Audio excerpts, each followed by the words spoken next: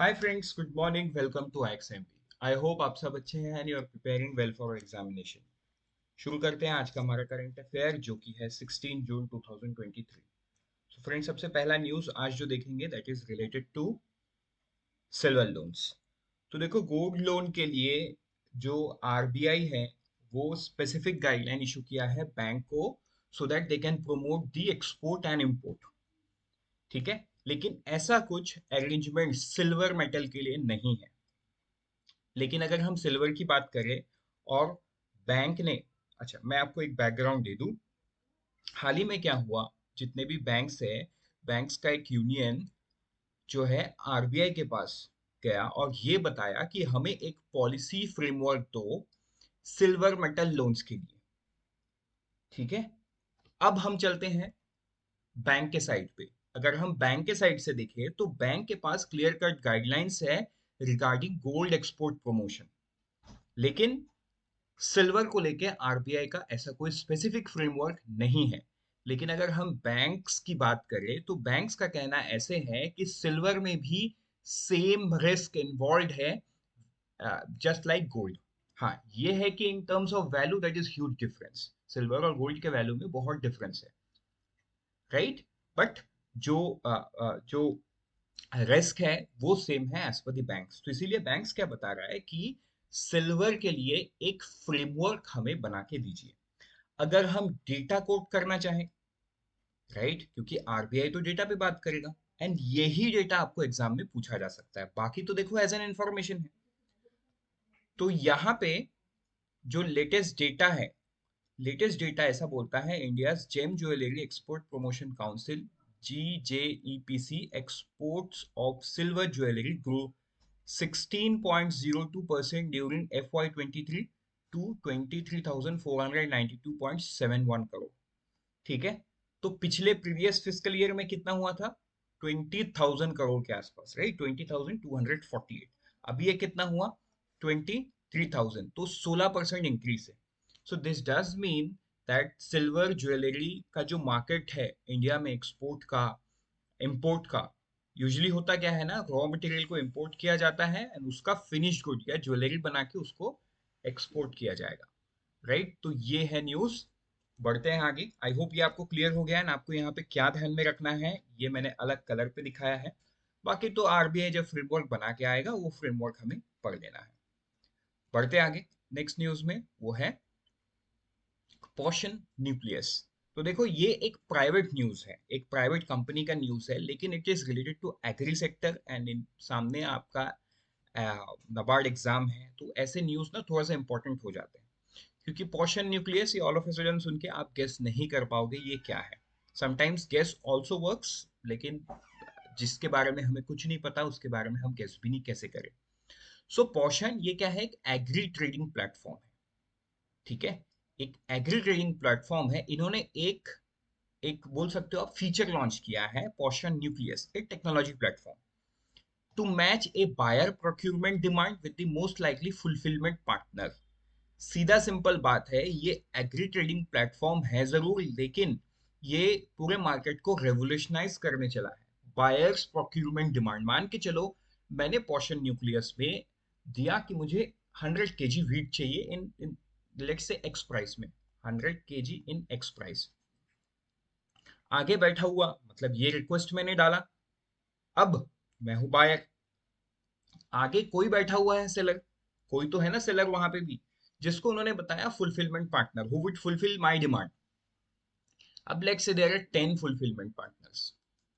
ठीक है, तो 10 में से कोई तो इस प्राइस रेंज को एग्री करेगा, कोई तो इस प्राइस रेंज को एग्री करेगा या इस प्राइस को मैच करेगा, and then both of us can do the trade. और ये पॉसिबल कैसे हुआ है? Because of portion nucleus.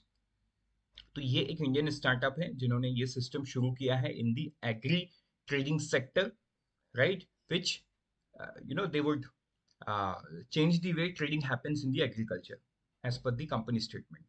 ठीक है, the company aims to onboard more than 3 lakh wholesale small and medium sized enterprise seller on the platform within the next year. तो देखो, आपके एग्जाम पॉइंट ऑफ व्यू के लिए ये पोर्शन न्यूक्लियस एंड पोर्शन आपको पता होना चाहिए कि ये क्या है। ये एग्री ट्रेडिंग प्लेटफॉर्म है। ठीक है, बढ़ते हैं आगे नेक्स्ट न्यूज में, वो है डिविडेंड फ्रॉम लिस्टेड पीएसयू।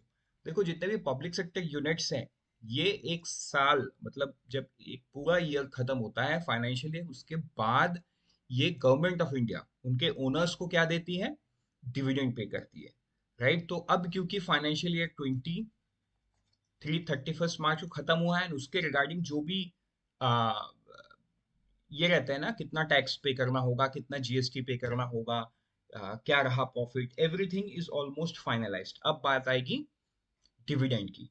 तो government is expecting all time high dividend of ₹63,056 crore from 67 listed private sector undertakings. जितने भी पीएसयूज है 67, उनसे गवर्नमेंट उम्मीद कर रहा है कि कुछ 63,000 करोड़ ऐसे डिविडेंड मिले। अगर फाइनेंशियल ईयर 22 की बात की जाए, ये तो फाइनेंशियल ईयर 23 की बात हो गई, लेकिन अगर 22 की बात की जाए तो वो कितना है, 50,583 करोड़। ठीक है, ये है आपका पिछले साल मतलब पिछले फाइनेंशियल ईयर का रिसीविंग्स गवर्नमेंट को एज ए डिविडेंड। तो ये 24% हायर है। लेट्स सी कितना अमाउंट गवर्नमेंट को मिलता है। ठीक है, देखो, तो गवर्नमेंट का डिविडेंड राइज होने के पीछे वजह क्या है? वजह है गेल, हिंदुस्तान कॉपर, बाल्मेर लॉयडी, ये सब अपना अभी फाइनल डिविडेंड जो डिक्लेयर करना बाकी है, एंड ऑल्सो इनका प्रॉफिट भी इस साल अच्छा खासा हुआ है। सो प्रोबेबली हाई चांस कि ये डिविडेंड ज्यादा दे, जैसे कि आरबीआई ने भी किया।